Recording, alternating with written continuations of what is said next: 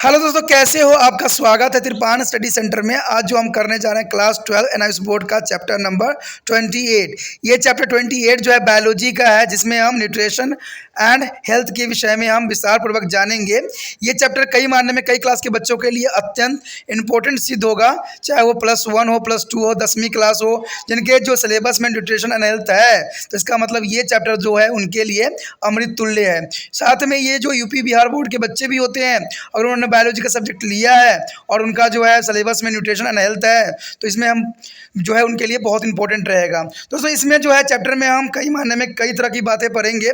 हर तरह के डिसऑर्डर के बारे में पढ़ेंगे, पीईएम के बारे में पढ़ेंगे, और न जाने कितने प्रकार के जो है डिसीज होते हैं, ठीक है, जो प्रोटीन, कार्बोहाइड्रेट और विटामिन की वजह से होते हैं। तो इसके विषय में हम विस्तार पूर्वक चर्चा करेंगे और जानेंगे इसमें और क्या है। लेकिन आपको पता है कि चैप्टर स्टार्ट करने से पहले एक बात जो मैं हमेशा कहता हूं, जिसको आपको सोचना भी चाहिए, विचार भी करना चाहिए और अमल भी करना चाहिए, वो ये है कि जब भी वीडियो देखिए पूरा देखिए, क्योंकि अधूरा जानकारी सदैव खतरनाक होता है। साथ में एक इंपॉर्टेंट बात ये भी रहता है, अगर आप पहली बार वीडियो देख रहे हो तो लाइक शेयर सब्सक्राइब करना मत भूलना, क्योंकि दोस्तों लाइक कीजिएगा तो बनाने वाले का मनोबल बढ़ता है, सब्सक्राइब कीजिएगा तो इससे ये होता है कि जब भी मैं कोई वीडियो डालूंगा उसका नोटिफिकेशन आपको समय रहते मिल जाएगा। और देखिए, शेयर का मतलब ये होता है कि आपके थ्रू ना जाने किन बच्चों को हेल्प मिल जाए, ये आप भी नहीं जानोगे, इसलिए जो है आप शेयर जरूर करो, ठीक है। व्हाट्सएप स्टेटस पे भी लगाओ। दोस्तों, एनएसएस सेंटर जो है कई मानने में बहुत से बच्चों के लिए हेल्पफुल है, चाहे वो 8th क्लास हो, 9th 10th 11th 12th हो,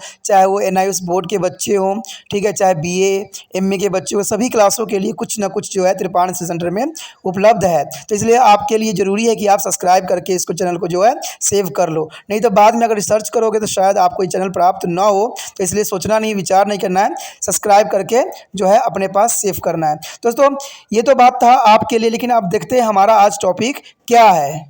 Our next topic is carbohydrate. So here is the most important here is the carbohydrate. The carbohydrate are the chemical compound made of the carbon, hydrogen and oxygen. They release energy of biological oxidation with the help of cellular enzyme. There is the most important enzyme here, cellular enzymes, and they are the cheapest source of energy.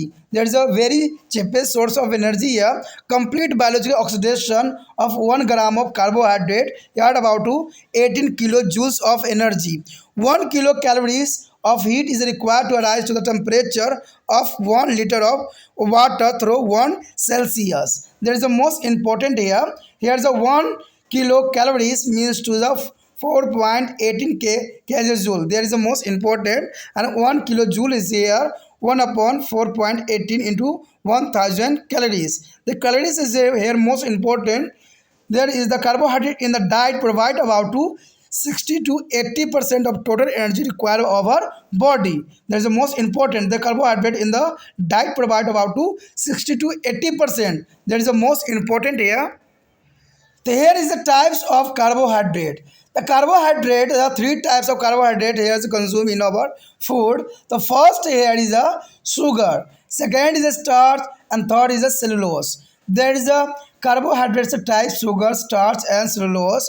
And the here table, there is a carbohydrate required in our diet. That is the most important. So here is the most important sugar, starch, and cellulose. There is a starch and cellulose and sugar. There sugar here is the monosaccharides, glucose found in the molasses, honey, and the sweet fruits like grapes. Is the fructose found in the honey and ripple fruits. But sugar also is a disaccharide. Is the sucrose found in the sugar cane and sugar beets. And the maltose is found in the protein cereals, and the lactose is found in the milk. That is, sugar is the most important. And the next is the starch. The starch here is the storage from the carbohydrate found in the cereals and the grains, seeds, roots, potato, and rice, beet, and wells, magazine, and nut, etc. There is a large amount is present of starch. And cellulose here, cellulose found in the cellulose is a plant, seed, and cut fruits, and vegetable, and cereals here. And there are most important carbohydrate and sugar. Here there is starch and cellulose are the types. So here is a common source of carbohydrate. The first is a starch. A starch is a cereal as the wheat, rice, magazines. The melt is the bajra, jowar, wells, and the roots and the tubers. sweet potato, typical and potatoes here. The next here, sugar. Sugar is a canned sugar, is a beetroot, fruits, banana, mango, sapota, and the chiku. The milk is honey, and the cereals is the most important of source of sugar. But next is the cellulose. Cellulose is the cell walls of fruit. Is the vegetables, cereals, and during digestion is a both starch and sugar are absorbed is a glucose. The scrubs is a glucose is a change it into the glucogen which is the stored in the liver for the subsequent use. For detail is the lesson 30s. And the cellulose is a fibrous substance which is not digested by human body. However, it is served to the rough face and the facility walls of stool movement. There is a most important here. It is a not a digested in human body. There is a facility is a walls of stool is movement. There is a most important here. And there is a normal person need about 400 to 500 gram of carbohydrate daily in a diet. A growing child is calculating the mother is a person is doing to hard physical work need more carbohydrates, and then average persons because of the great energy requirement there are percentage of carbohydrate in different food items given below. There is a most important here. Show this diagram. So here show the percentage of carbohydrate present in some common food item. The first of all is the food and percentage. The sugar is sugar first of all is a 99.4% of the 100 gram of food. There is a most important, and the rice is a 78.2%, and the wheat flour is a 69.4 is a 1 grams of food, and potato is a 1 gram food is a 22.7 carbohydrate is present here, and the banana is a 24.7, and the mango ripened is a 11.8, is a green grams is a 69.4, and the also is a red grams is a 57.6, is a carrot is a 1.6, and cow milk is a 4.4. Here's carbohydrate present in a food. The one next here is the function of carbohydrate. There is the most important topic here. The function of carbohydrate is a lactose means sugar is a promote to growth of intestinal bacteria that a facility of the absorption of the calcium. There is the most important function of carbohydrate here. And the next is excess of carbohydrate are converted into the glucogen and fat and serve as the reserve source of energy. And the next is the cellulose, it to provide to the vessels bulk and the help to the bowel movement. There is stool movement here, and the glucose is the only source of energy for the central nervous system. The glucose is the only source of energy. There is the central nervous system. तो यहाँ पर जो है हमारे समक्ष आया है carbohydrate. देखिए कार्बोहाइड्रेट हमारे शरीर के लिए कई मायने में अत्यंत महत्वपूर्ण है, क्योंकि कार्बोहाइड्रेट जो होता है काफ़ी इंपॉर्टेंट होता है. तो इसके विषय में जो है हमने यहाँ पर जानना है. कहते हैं कार्बोहाइड्रेट जो होते हैं यानी जो है कार्बोहाइड्रेट कार्बन यानी हाइड्रोजन एवं कार्बन और ऑक्सीजन के बने हुए रासायनिक यौगिक होते हैं. यानी जो है कार्बोहाइड्रेट जो होते हैं दोस्तों कार्बन हाइड्रोजन और ऑक्सीजन के बने हुए रासायनिक यौगिक होते हैं. ये ऑक्सीकरण पर जो है ऊर्जा उत्पन्न करते हैं, यानी ये ऊर्जा डायरेक्ट उत्पन्न नहीं करते हैं. इसके लिए ऑक्सीकरण होना अत्यंत महत्वपूर्ण है, यानी ऑक्सीडेशन होना अत्यंत महत्वपूर्ण यहाँ रखता है. कहते हैं ये ऊर्जा के सबसे सस्ते स्रोत के रूप में है. 1 ग्राम कार्बोहाइड्रेट के पुण्य ऑक्सीकरण के बाद जो है 18 किलो जूल ऊर्जा हमें प्राप्त होती है. और कहते हैं 1 किलो कैलोरी ऊर्जा की वह मात्रा है जो 1 लीटर पानी का तापमान 1 सेल्सियस से बढ़ा दे. तो ये काफ़ी इंपॉर्टेंट बात यहाँ रखता है. अगर 1 किलो कैलोरी देखा जाए तो 4.18 केजी जूल के बराबर होता है. लेकिन अगर हम 1 किलो जूल देखें तो 1/4.18 इंटू 10 जो है 1000 कैलोरी होगी. यानी भोजन में कार्बोहाइड्रेट हमारे शरीर के लिए आवश्यक कुल ऊर्जा का जो है लगभग 60 से 80% भाग उपलब्ध कराता है. यानी हमारे शरीर में जो ऊर्जा हमें मिलती है, तो चलिए सारे पदार्थ तो दूर की बात है, कार्बोहाइड्रेट से जो है हमें 60 से 80% हमें ऊर्जा मिलती है. बाकी दूसरे मटेरियल फैट खाओ मिनरल खाओ तो उसे उसके पश्चात मिलती है, जिसके बारे में हम आगे विचार करेंगे. तो ये काफ़ी इंपॉर्टेंट बात यहाँ पर रखता है, ज़रूरी भी है. अगर यहाँ पर बात देखा जाए कार्बोहाइड्रेट के प्रकार के विषय में, तो आपको पता होना चाहिए कि कार्बोहाइड्रेट कई रूपों में मिलते हैं. ठीक है, लेकिन यहाँ पर जो है 3 रूपों को जो है आपके लिए समझाने के लिए रखा गया है. इसमें जो है सुक्रोज सुक्राइस जो है मड है और सेलुलोस है. जिसको स्टार्च भी कहते हैं, यानी जो है ग्लूकोज, स्टार्च और जो है सेलुलोज। तो ये इसको 3 भागों में यहाँ विभक्त किया गया है। लेकिन इसी 3 भाग को जो है आगे कार्बोहाइड्रेट किसके कहाँ से प्राप्त होते हैं और इसका स्रोत क्या है, यह हम बॉक्स में हमें देखने को मिलेगा। दोस्तों यहाँ पर जो है हमारे शरीर में आवश्यक कार्बोहाइड्रेट कैसे प्राप्त होते हैं और किस फॉर्म में प्राप्त होते हैं, तो इसके विषय में यहाँ चर्चा की गई है। तो सबसे पहले शर्करा है। देखिए शर्करा जो होता है इसे मोनोसेकेराइड के रूप में भी पाया जाता है और ये ग्लूकोज में जो है सीरा, शहद, मीठे फल जैसे अंगूर में भी पाया जाता है।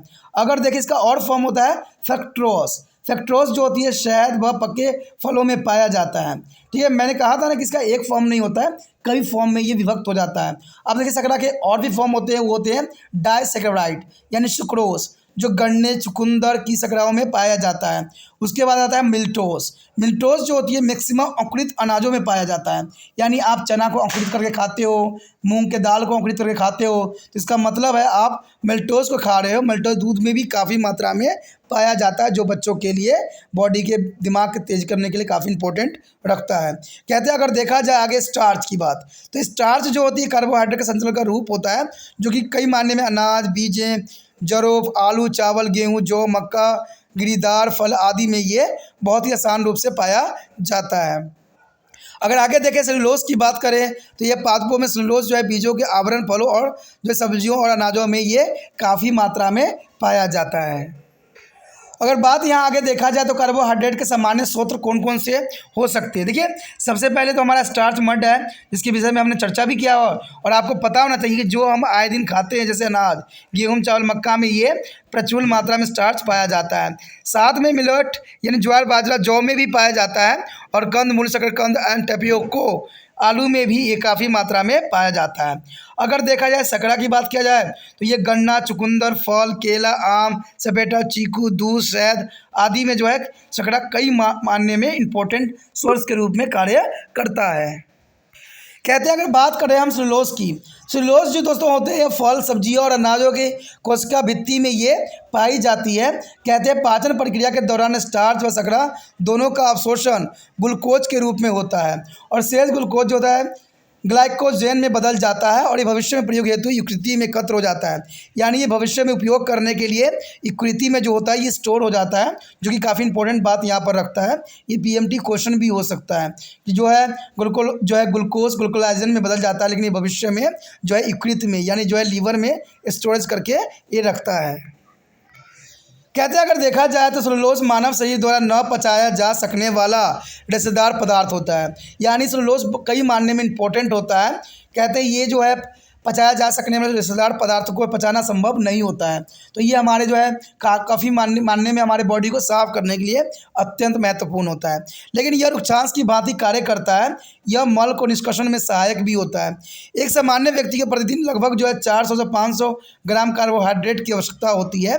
बढ़ते हुए बच्चे, दूध पिलाने वाली माँ व कड़ी मेहनत करने वाले व्यक्तियों को अन्य की अपेक्षा अधिक ऊर्जा की आवश्यकता होती है, तो इसके लिए उनको जो है समय समय पर भोजन ग्रहण करने की आवश्यकता होता है। अगर वो एक साथ नहीं खा सकते तो कुछ समय के पश्चात जो है वो भोजन ग्रहण कर सकते हैं। आपने देखे भी होंगे जब कोई व्यक्ति होता है काफ़ी कड़ी के मेहनत करता है तो उसको जो होता है हर 1-2 घंटे के बाद वो खाना कुछ ना कुछ लेता रहता है, क्योंकि इससे क्या होता है उसको ऊर्जा मिल जाती है। तो ये कई मायने में इम्पोर्टेंट भी रखता है। कहते हैं अगर देखा जाए तो जो है कि एक औसत व्यक्ति अधिक कार्बोहाइड्रेट की आवश्यकता होती है। अगर औसत व्यक्ति है, औसत उसका तापमान है, औसत उसका बॉडी वेट है, तो उसको काफ़ी जो है अच्छे अमाउंट में उसको कार्बोहाइड्रेट की आवश्यकता होती है। अब आपको ये बहुत अजीब सा लग रहा होगा कि किस में कितना कार्बोहाइड्रेट है, तो ये भी आपके लिए जानना अत्यंत महत्वपूर्ण है। तो चलिए देखते हैं कि किस चीज़ में, किस फल में, किस सब्जियों में, किस दालों में कितना मात्रा में कार्बोहाइड्रेट होते हैं। इस टेबल जो है आपको क्लियर कर देगा। यहाँ पर जो है कुछ सामान्य खाद्य पदार्थ में कार्बोहाइड्रेट की प्रतिशत को दर्शाया गया है। अगर आप देखो खाद्य पदार्थ है और जो है 100 ग्राम सामग्री में हमें कितना जो है एनर्जी मिल सकता है, तो इसमें देखिए सबसे पहले तो शर्करा आती है जो कि 99.4% हमें मिलता है। चावल से हमें 78.4 मिलता है, यानी चावल में भी जो है शर्करा की मात्रा अधिक होती है। गेहूं और आटा में जो है 69.4 होता है, आलू में 22.7 होता है और केला में 24.7 होता है। अगर आम में देखा जाए तो 11.8 होता है। साथ में अगर हम मूंग यानी ग्रीन ग्राम्स में देखें तो 69.4 ग्राम पाया जाता है अरहर मतलब रेड ग्राम जो होती है अरहर की दाल होती है उसमें 57.6 होता है, और जो है गाजर में जो होता है 1.6 होता है, और गाय के दूध में जो होता है 4.4 होता है। तो ये काफ़ी मानने में जो है काफ़ी इंपॉर्टेंट यहाँ पर ये रखता है और आपके समझ के लिए भी ज़रूरी है। दोस्तों यहाँ पर जो हमारा नेक्स्ट बात आती है वो आती है कार्बोहाइड्रेट के प्रकार। देखिए कार्बोहाइड्रेट हमारे शरीर में इतना इम्पोर्टेंट क्यों है, क्या कारण से है, तो इसका यही बात आती है कि जो लैक्टोज शर्करा होती है यानी दूध शर्करा आंतों में पाए जाने वाले उन जीवाणुओं को वृद्धि में सहायक होते हैं जो कैल्शियम के अवशोषण को आसान बनाने में सहायक करते हैं। उसके पश्चात देखा जाए तो कार्बोहाइड्रेट को अधिकता जो है ग्लूकोजन व बासा में रूपांतरित हो जाता है जो कि ऊर्जा के एक सुरक्षित भंडार के रूप में यहाँ पर कार्य कर सकता है। उसके पश्चात है सेलुलोज। कहते हैं सेलुलोज मल को शीतलता प्रदान करता है, वह मल त्यागने को सुगम बनाता है। लेकिन सेलुलोज कई मानने में ज़रूरी होता है। जिन व्यक्तियों को जो है कब्ज़ का शिकायत है, और कब्ज़ का शिकायत जो है मैक्सिमम बच्चों में या बुजुर्गों में ही होती है, तो उनको जो है सेलुलोज जिसमें मिलती है उनको जो है प्रचुर मात्रा में खाने की आवश्यकता है। और इसके लिए जो है रसदार सब्जियां जो हो गया, चाहे आपका फल हो गया, उसको जो है खाने से उनको सेलुलोज प्राप्त हो जाएगी और इससे जो है मल त्यागने में भी उनको काफ़ी सुगम होगी। कहते हैं केंद्रीय तंत्रिका तंत्र के लिए जो है ग्लूकोज की एक मात्रा ऊर्जा प्रदान करता है, यानी हमारे सेंट्रल नर्वस सिस्टम के लिए भी जो है ग्लूकोज एक मात्रा ऊर्जा प्रदान करने का एक स्रोत मात्र रहता है। तो ये सारे कार्बोहाइड्रेट के जो है प्रकार हैं, कार्बोहाइड्रेट का उपयोग है। So our next topic is fats. The fats is the most important. The fats are member of the lipid. The fat are member of lipid like a carbohydrate.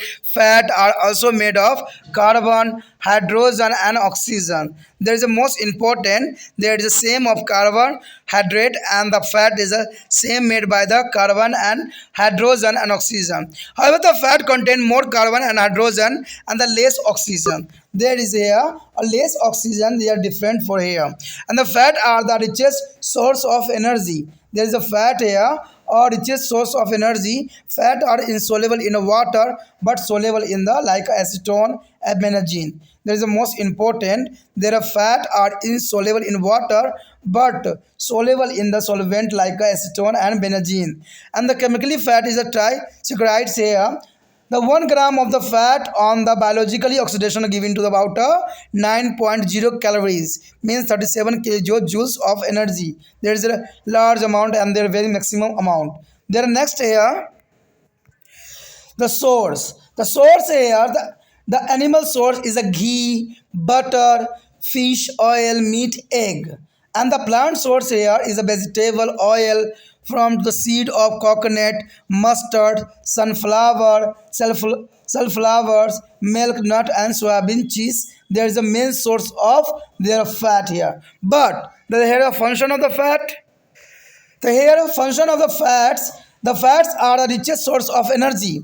One biological oxidation and 1 gram of fat provide to the 37 kilojoule of energy from a structural component of the cell, cytoplasma and cell membranes. The help in the absorption of the fat soluble vitamin A, D, E, K. There is the absorption of the fat soluble vitamins here A, D, E, K, and water soluble vitamin is here B and C.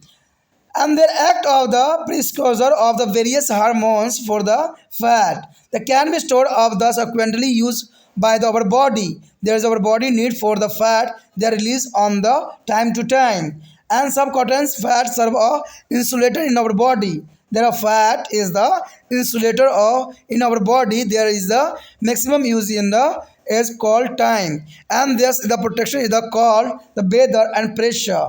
There is the insulator and they are protected by the cold and weather and is a pressure, and store fat provide to the padding to the protect the vital or organs of body for the shock. There is the most important function here. The store fat provide to the padding to the protect the vital organ of body from a shock, and the help in the synthesis of the vitamin D and steroid hormone in our body. There is the most important function on the fat here.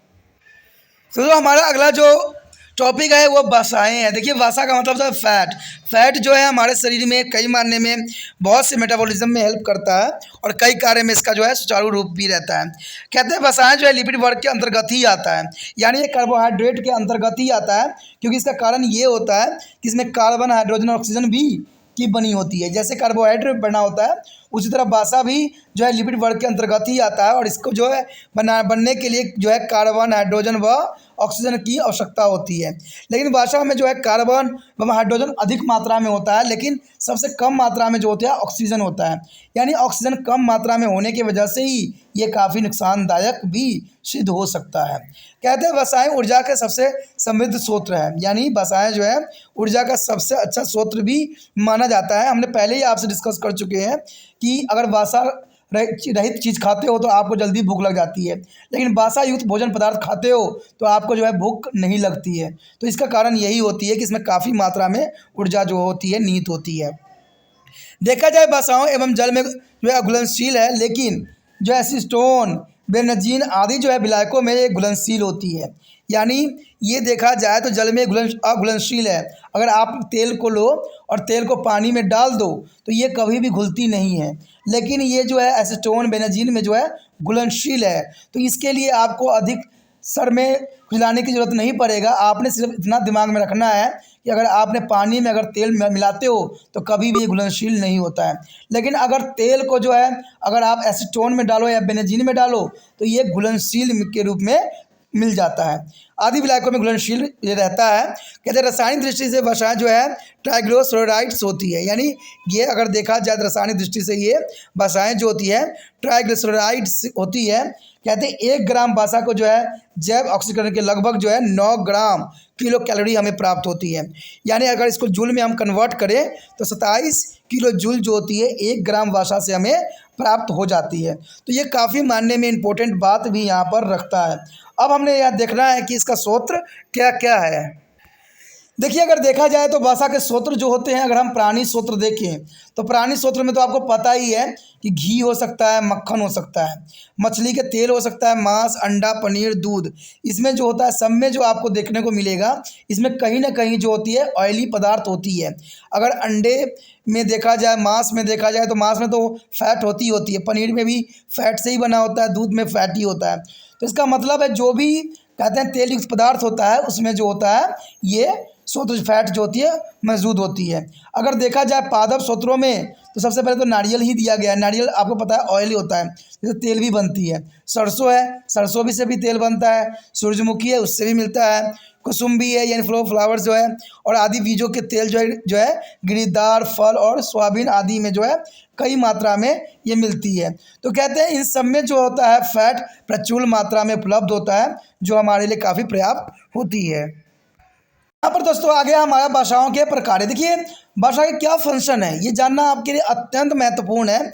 तो अगर आपके पास copy pen ना हो तो ये सारे note down भी करना आपके लिए ज़रूरी है। अगर नहीं है तो अभी ले आइए और फटाफट नोट डाउन भी साथ में करते रहिए। कहते हैं भाषाएं ऊर्जा के सर्वाधिक जो है समृद्ध स्रोत है। इसमें जैव ऑक्सीकरण होने से 1 ग्राम वसा में जो है 37 kg जो है ऊर्जा प्राप्त होती है, यानी 37 kJ जूल जो है ऊर्जा हमें मिलती है। कहते हैं कोशिका द्रव्य कोशिका झिल्ली के रजक संगठन के रूप में भी कार्य करता है, यानी कोशिका द्रव्य है और कोशिका झिल्ली में जो है फैट महत्वपूर्ण योगदान देता है। कहते हैं वसा में विलीय विटामिन जो होती है ADE, ये सारे के सारे जो होते हैं वसा में घुलनशील होते हैं, यानी वसा में जो है विलीय विटामिन ADE होते हैं।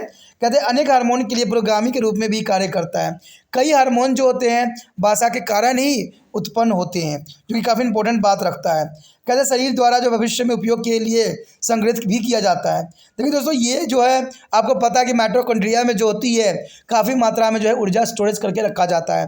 तो ये ऊर्जा जो स्टोरेज इसलिए रखा जाता है कि आने वाले भविष्य में अगर मान लीजिए कभी आपने फास्ट किया हो या आपको कई कारणवश आपको भोजन ग्रहण नहीं करना पड़ा हो, तो इसमें जो है आपके लिए फ़ैट जो है वरदान सिद्ध हो सकता है और फैट ही आपको जीवित रखने के लिए पर्याप्त होती है।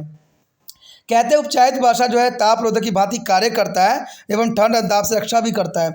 आपने देखा होगा कि गर्मियों में जो है हमें हीट मिलती है, हमें जो शरीर में गर्मी आती है वो वर्षा के कारण ही हमारे शरीर जो होता है गर्म हो पाता है। और ये ठंडों में जो है इस अपने आप ये इंसुलेटर की तरह ये हमारे बॉडी के लिए कार्य करता है। अगर देखा जाए इसको जो है संग्रहित भाषा मुख्य अंगों को झटकों से बचाने के लिए गद्दी की भांति कार्य करता है।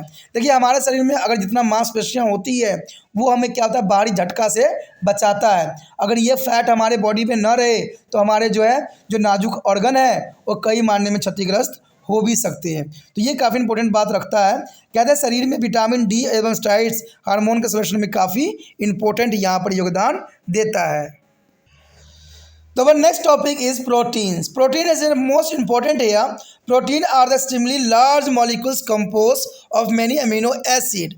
The protein are complex organic compounds rich in the carbon, hydrogen, oxygen. But here add two types of air, nitrogen and sometimes the phosphorus and sulfur also. There is the rich of on the carbon, hydrogen, oxygen, nitrogen and sometimes the phosphorus and sulfur also. The protein are needed for our body's growth and development. There is the most purpose is important here, a growth and development, and second is the repair and maintenance of our body, the requirement of protein, the repair and maintenance. And the next here, the synthesis of antibiotics, enzyme or hormone, there is a protein. There is synthesis of the antibody, enzyme and hormone. There is a most important function here in a protein.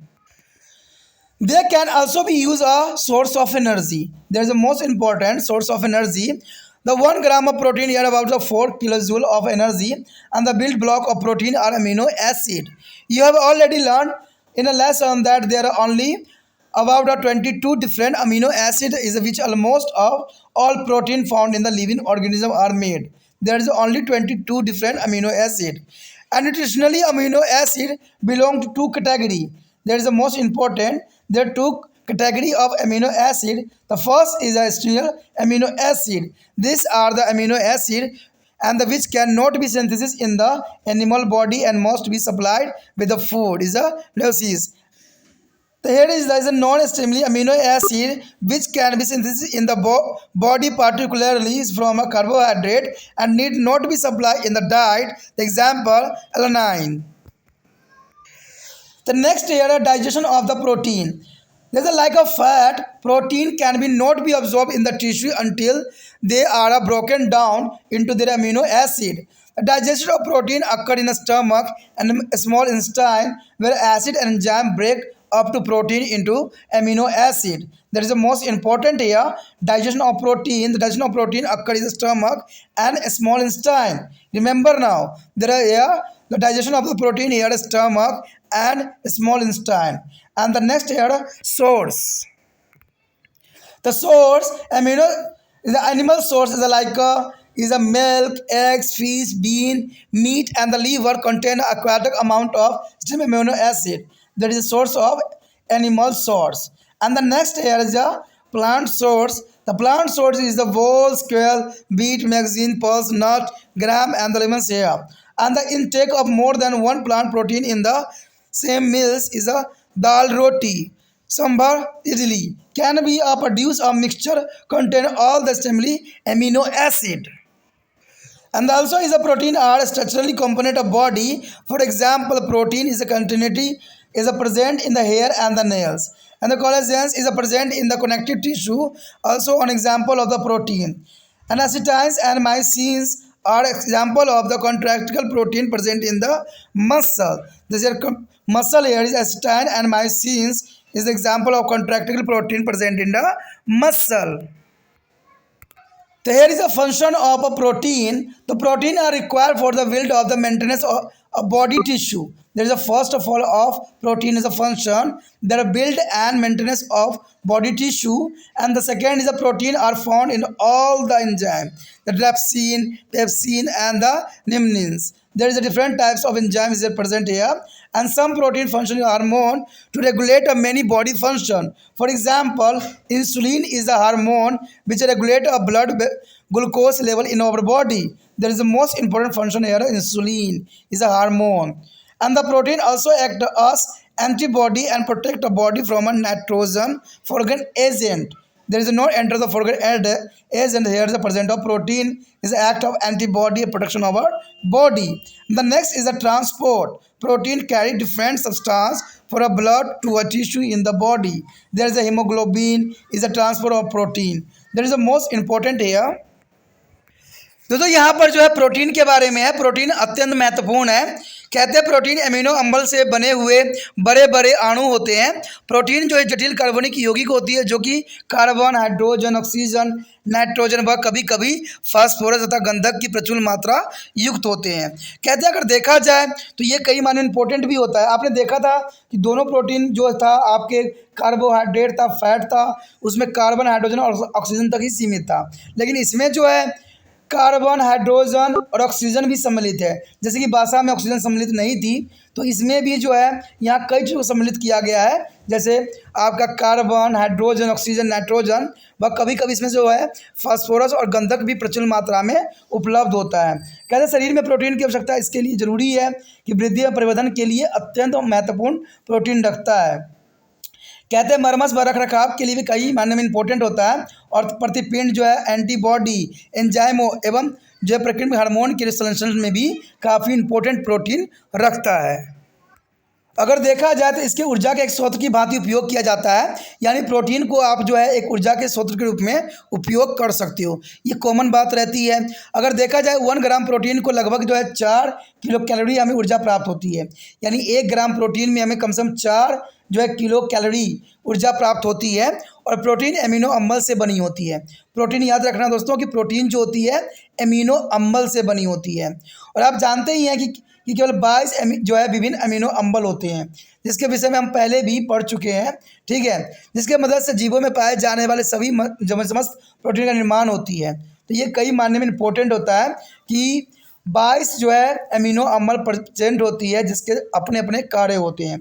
अगर देखा जाए तो पोषण की दृष्टि से जो है अमीनो अम्ल के 2 भागों में बांटा गया है। एक है अमीनो अम्ल, यानी कुछ अमीनो अम्ल का संश्लेषण जैव शरीर में नहीं होती है और इन्हें भोजन के साथ लिया जाना चाहिए। इसकी पूर्ति भोजन द्वारा की जानी चाहिए, जैसे कि जो ल्यूसीन आता है। दूसरा जो है गैर अनिवार्य यानी या गौण। देखिए गैर अनिवार्य का मतलब होता है गौण, जिसको कम आवश्यकता होती है, यानी अमीनो अम्ल की। इन्हें विभिन्न कार्बोहाइड्रेट से शरीर में संश्लेषित किया जा सकता है और इन्हें भोजन में भी दिया जाना आवश्यक नहीं है। जैसे कि एलानिन, एलानिन भी इसी के एक रूप हो जिसको भोजन में देना अत्यंत आवश्यकता नहीं होती है। आगे जो है हमारा प्रोटीन का पाचन। देखिए प्रोटीन का पाचन होता कहाँ है, ये बहुत बड़ा प्रश्न उठता है आपके समक्ष। कहते हैं वसा की भांति प्रोटीन का जो है उत्कों में अवशोषित भी उसके अमीनो अम्ल में विखंडित हुए बिना संभव नहीं है। यानी ये जो होती है अमीनो अम्ल में विखंडित होने के पश्चात ही प्रोटीन जो है पचता है।